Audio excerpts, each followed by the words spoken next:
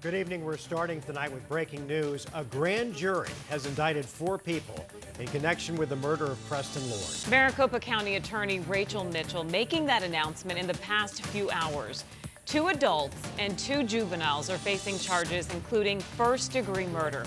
As you may know, 16-year-old Preston Lord was brutally beaten outside of a Halloween party in Queen Creek back in October and died 2 days later.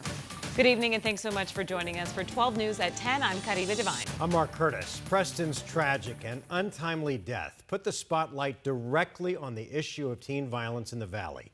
For months, heartbroken members of the community led the charge for answers and justice, leading walks in his memory while putting unrelenting pressure on our local leaders to act. Tonight, we have team coverage. 12 News journalist Bianca Bono is in Queen Creek breaking down the indictments and how the community is reacting. And 12 News journalist Jonathan McCall is in Gilbert, where the police chief just spoke about the suspects in Preston Lord's case. Let's start with Bianca for details on the indictments. Bianca, what's the latest? Guys, 4 suspects in Preston Lord's death have been indicted. 2 juveniles and 2 adults, though all will be charged as adults. And officials tell us they're still actively working to make additional arrests. A grand jury has indicted 4 people in the murder of Preston Lord. It's an announcement more than 4 months in the making. 2 adults and 2 juveniles arrested and charged for the murder of Preston Lord. What has happened here today is a massive step forward in the quest for justice for Preston Lord. The 16-year-old Combs High School student was brutally attacked in a group-style assault outside of a Queen Creek Halloween party on October 28th, dying from his injuries 2 days later. Now, authorities say 18-year-old William Owen Hines, 17-year-olds Talon Vigil and Talon Renner, and 20-year-old Dominic Turner are responsible. All are charged as adults with first-degree murder and kidnapping, with Turner also being charged with aggravated robbery. I cannot say enough about my staff. They put in countless hours, blood, sweat, and tears to get to this point, and I'm very proud of what they've done. In December, Queen Creek Police submitted charges against 7 individuals for the county attorney's office to review. Rachel Mitchell says her office has been combing through thousands of documents and hundreds of videos ever since, ultimately asking an investigative grand jury to review the case, a grand jury that can call witnesses and subpoena records. Police submitted charges against 7 individuals in December. Today you announced the indictment of 4. Can you give an update on the remaining 3? I'll just simply say that the investigation, as I said, is ongoing. We're not done yet. Queen Creek Police Chief Randy Bryce saying they received the warrants today. Hines was already in custody on a separate case, but authorities moved in on multiple East Valley neighborhoods in full tactical gear, ordering suspects to come outside. We have a warrant.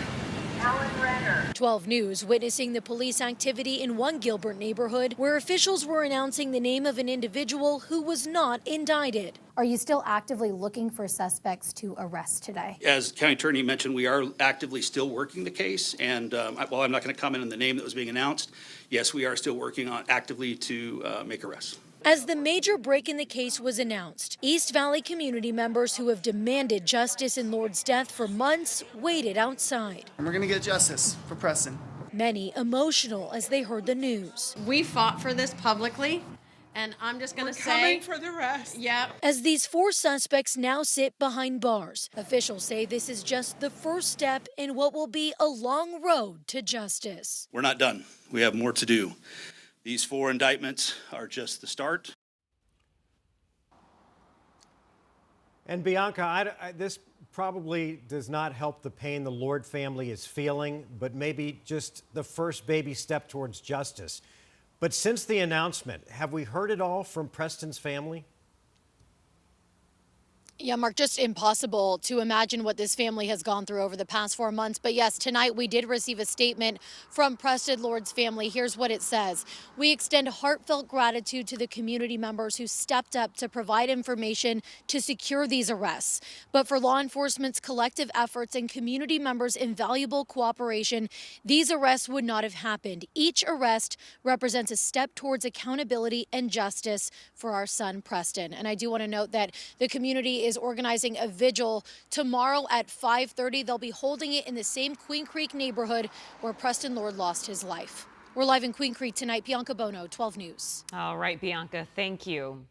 Meanwhile, shortly after that announcement, the Gilbert police chief spoke about his department's history with the suspects in the Preston Lord case. Let's continue our team coverage with 12 News journalist Jonathan McCall, who's live in Gilbert tonight with more on what the chief had to say. Jonathan. Yeah, Mark Caribe, one of those suspects was already behind bars at the time of those indictments when they were handed down.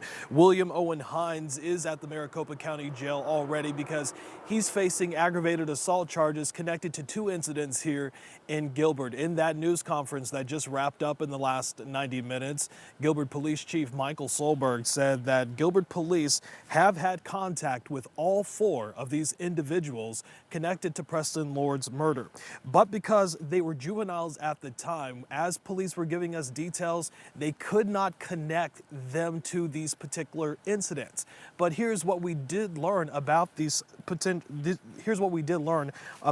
incidents involving those suspects. Gilbert police say that one of those juveniles was arrested for riding a dirt bike on someone's yard. They had had 8 interactions with that one teen dating all the way back to 2017. Another teen, Gilbert police arrested 3 times, twice for possessing tobacco on school grounds, a 3rd time for shoplifting. They say that they had 7 interactions with that teen dating back to 2021. As for a 3rd person, 2 juvenile arrests, one for an alleged assault that happened over a girl, another one for reckless driving. That teen, according to Gilbert police, they had interaction with at least 6 times dating back to 2017. The 4 individuals that were mentioned tonight are the ones I can talk to you about. I can reassure you that we have been communicating with the Queen Creek Police Department, as we have with other law enforcement agencies in the East Valley, on any cases where they are individuals involved intersect in those cases. And so regarding Queen Creek's case, the information I provided tonight is all I can provide to you. So back in January, 12 News first told you when authorities arrested 18-year-old William Owen Hines for an alleged assault that happened in November and December of 2022. But those incidents had not been reported until late last year and early this year. That's when they made an arrest in those cases for those charges against Hines. As for the second adult arrested in Preston Lord's murder, and facing indictments in Preston Lord's murder, Dominic Turner, the only incident that Gilbert police say they've had with him was a traffic crash back in 2023. Back live now, Chief Solberg says that they are still investigating 12 active cases of alleged teen violence here in Gilbert. He would not go into specifics on whether or not any of these individuals could still be connected to these cases, but he says that they are actively working to try to fix them and solve them. We're live tonight in Gilbert. Jonathan McCall, 12 News. Jonathan, thanks. For the latest on this case, go to 12news.com/teen violence, or you can download the free 12 News app. We'll continue to post any updates from prosecutors and law enforcement as soon as we receive them. We're also following some breaking news right now.